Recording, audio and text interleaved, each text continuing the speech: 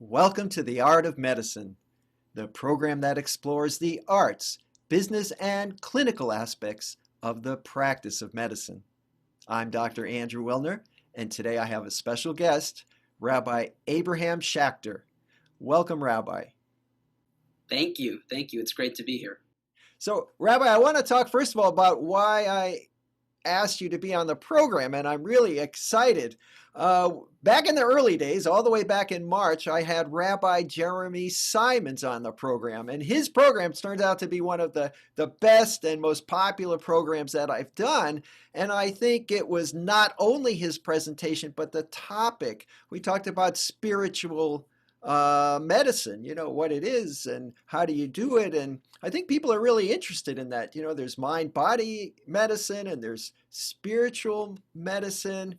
And you are currently the director of spiritual care, right? Mm-hmm. At the Memphis Jewish Home and Rehabilitation Center here in Memphis, Tennessee, where I am also, and also a board certified chaplain.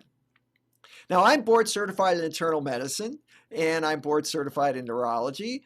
But I guess it never occurred to me to become a board certified chaplain. So I want you to talk about those things and how you deliver spiritual care and what it is and how you measure it. So tell me, what are you doing now? Maybe let's start with that. Great. Thank you, Dr. Wilner, for inviting me and being here. Rabbi Simons is a dear friend of mine. So I'm happy to kind of be in conversation with him. I had a chance to listen to your conversation with him too. So that was really great. Thank you. I'm excited to be here. There's a lot to talk about, a lot to say. I think specifically, maybe I'll just give a little bit of introduction about myself and the work that I do here, and then maybe begin to answer the question about what does spiritual care look like. So you can call me Abie. There's a story behind that as well. But I grew up in the New York City area in Yonkers, New York, and lived there my entire life up until 3 years ago when my wife and I moved to Memphis. To kind of truncate the story to make it a little bit shorter, I went to Rabbinical school in New York, and it was there that I was first introduced to healthcare chaplaincy. I was aware of chaplains' existence, whether it was in the military or on a college campus, or just kind of the name of a chaplain, but I didn't really know what a hospital chaplain would look like, or what is a chaplain doing in a healthcare setting. So I had the opportunity through my rabbinical school training to participate in a summer internship. The terminology, because I might be throwing it around, is called clinical pastoral education. This is the nationwide kind of curriculum and standard, and we were talking about board certification before, but for chaplains. And so a unit, which is usually 10 weeks, around 400 hours, and kind of combines this clinical side to it of me visiting patients, counseling, and then an educational aspect. You're in a group of peers, you have a supervisor, your peers are from various different backgrounds and faiths and race. And so it is really a wonderful opportunity. And I did that first unit in the summer of, it was 2016, at Memorial Sloan Kettering Cancer Center in New York. And I was transformed by the work, and really felt just enlivened, and my soul was enriched by the work. The impact that I could personally have, the stories that I was able to come encounter with, the people that I was able to support was amazing. I didn't know that a rabbi, a spiritual leader, could do that kind of work, and that opportunity was available.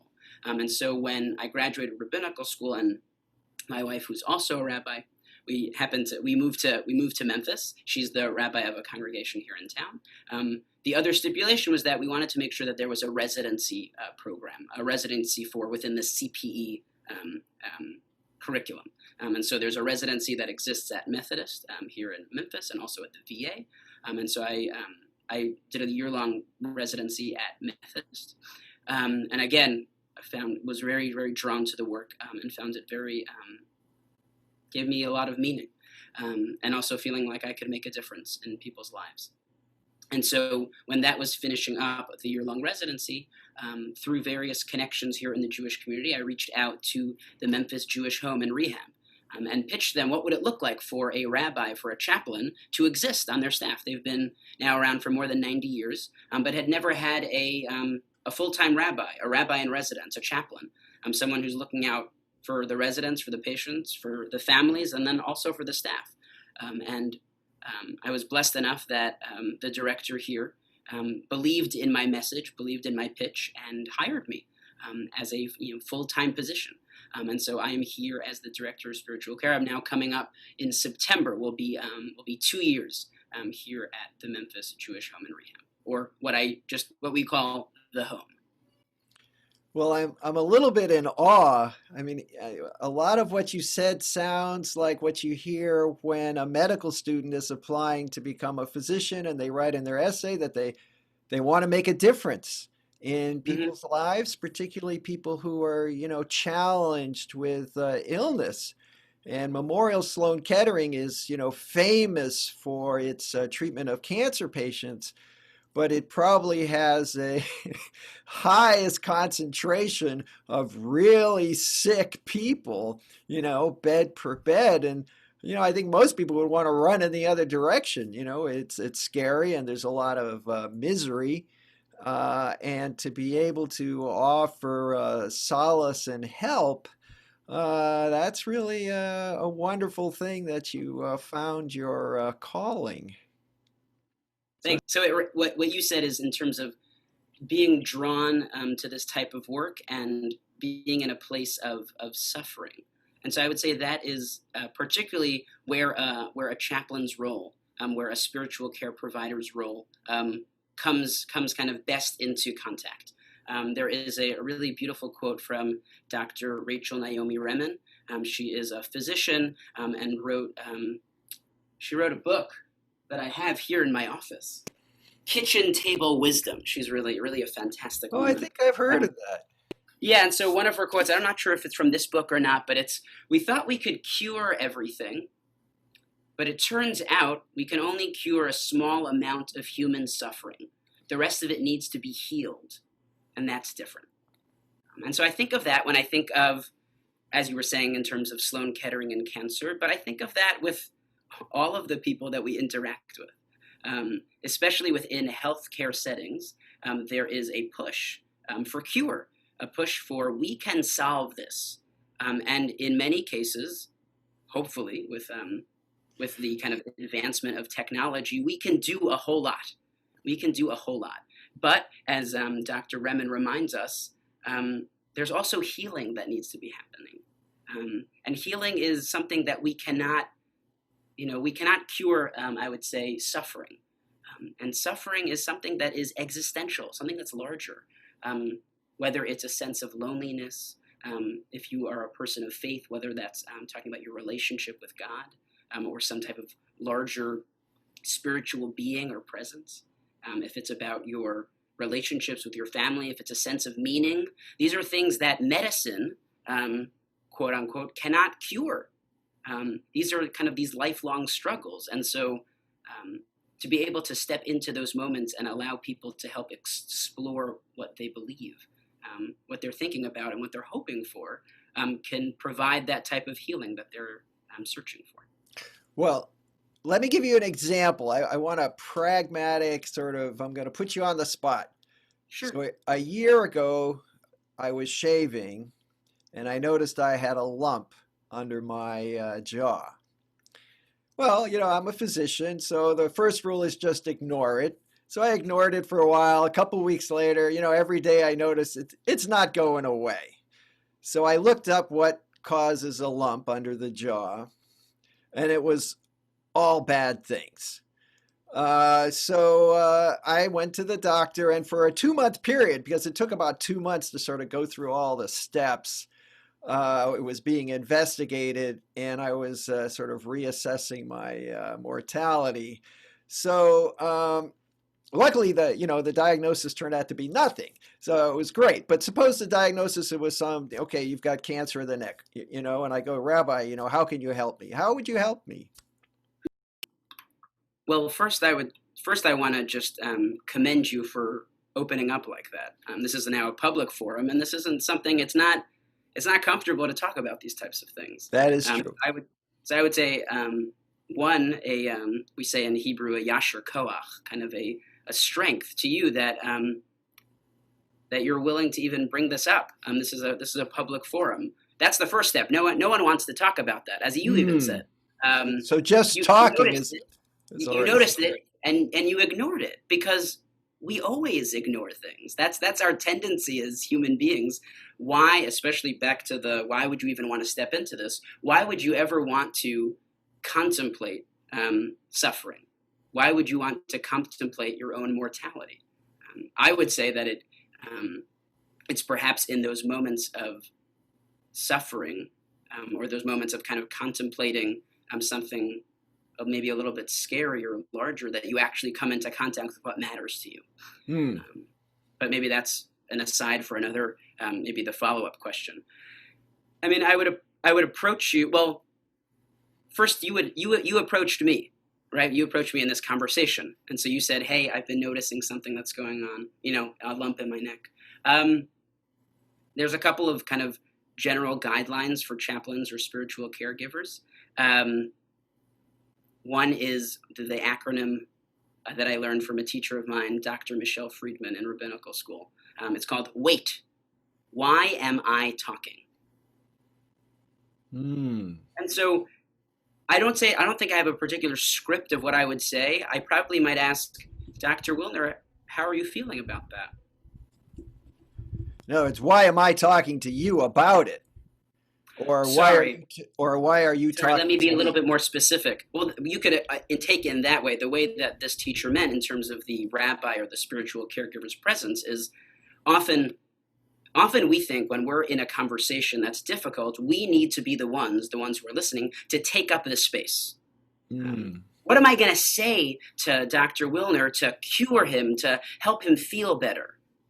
Wait, why am I talking? He's the one who needs to be doing the talking. So I would probably start by asking you, how are you feeling? So listening is a big part of your role. Is that? And when I was speaking with Jeremy Simons, he talked about, and you alluded to this, that when he walks into the room, some people want to talk and some people don't. So step one is, okay, do you want to even talk about it? But once you do, then a big part of your role is listening. And what else? Okay, so I'm telling you that I'm scared to death. How's that? Now what? What does it feel like to be scared to death? I think one of the keys, and we're obviously not going to have this real life conversation in the podcast, but I just want to offer it, is that I can help guide you, but I think what's important if we're thinking about the image is that I don't know where we're going. I think one of the keys to empathy is a sense of not knowing. What do I mean by that? When I say not knowing, it's not assuming. If I hear that you have a lump in your neck, maybe my own assumptions is, oh my God, he's afraid, he's worried about his future, his job, his wife. I know he has a child that's a little bit younger. What are they going to do? So these are all things that I might imagine that you might be concerned with, but I don't know. I really don't know. The case comes up all the time, especially here in my work within a nursing home, when a loved one dies. Let's say a parent of yours dies, and they've been, unfortunately, suffering from Alzheimer's for 5 years, for a decade. And I think the assumption might be, oh my gosh, I'm so sorry to hear that your father, your mother passed away, when in fact the person could say, you know what, I'm actually really relieved that they're gone.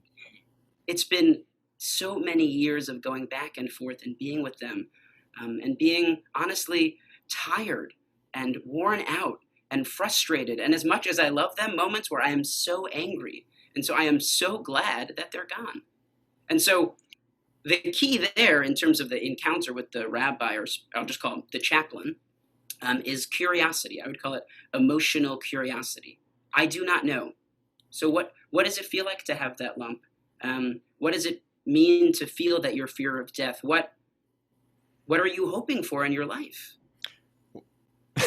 Well, I'm sorry I brought it up, Rabbi. Exactly. I didn't realize this was going to be so complicated. Well, No, yeah, I mean, and I mean it playfully, but also it's real. Because the power of simply pausing. Power of pausing. I like that. Silence. How often do we spend our lives talking? And when there's quiet, talking some more, because we're so fearful of what might happen when we let either ourselves be quiet and whatever feelings might come up for us, or someone else. Oh no, I mean, you're thinking about this encounter with me and you theoretically. What would I say? I might not say anything. All right, Rabbi, I'm going to interrupt. We only have 2 minutes left, and I got one burning question: outcomes. I mean, you go to work every day like everybody else, you got to get dressed. You don't wear a tie, but you're professional and you go there and it's going to be a long day. How do you measure outcomes? That's big in medicine. How do you know if you did anything? Yeah, no, that's the $1 million question, especially for chaplains in healthcare settings where the desire, which rightfully so, is around data and science. We hire nurses or we hire doctors because we have proven outcomes that what they provide will help the individual. I would say from my end there is a growing now kind of scholarship around chaplaincy, and I'm happy to share at some other point kind of these studies. But the studies show that when someone has had an encounter with a chaplain, their abilities to cope, their stress or anxiety levels so their ability to cope is greater with whatever might be happening. Their stress or anxiety levels are lowered. Their sense of an inner strength is gained and fortified. And so I think that's already being proven by these kind of, this data. I think for myself, what I see is, I would say, both verbal and nonverbal. So much of communication, as we were just talking about, is nonverbal. And so you will know as a physician, and our listeners will know if they're in the rooms with patients, how someone looks. Are they giving you eye contact? Are they not? What does their face look like? How are they talking? And so I can tell a difference when I've entered into a room and when I leave, how the person is. Are they breathing a little bit more gently or kind of comfortably? Do they then, moving to the verbal piece, do they express some type of gratitude? Does it feel like they have started to mention something that's important to them and begun to think about it? I think something that's important in the chaplaincy world, which is different than a doctor, is that after one visit, I haven't solved the problem. I haven't solved the fact that we're all human beings and we're going to die. That's actually going to exist forever. But perhaps in our encounter, we've begun to think about that. They've begun to think about what matters to them, what sources of hope that they have. That's great. Rabbi Abraham Schacter, I want to thank you very much for sharing your insights. I wish we had another day or two to continue this discussion. Maybe we'll have a part 2 somewhere along the line. I would be very grateful for that. But right now we're out of time. I want to thank everybody for listening and remind the listeners that this program is available on YouTube if you're watching. It's also available on your favorite podcast player as an audio-only show. So thank you very much for hopefully enjoying this program. And in 2 weeks, I can guarantee there will be another exciting and interesting guest. Thank you, Rabbi. Thank you so much.